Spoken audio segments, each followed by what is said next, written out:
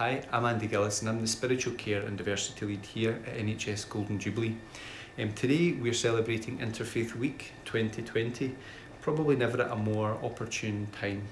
We know that people's faith and belief can be a transformative and sustaining part of their lives, and it is for me too.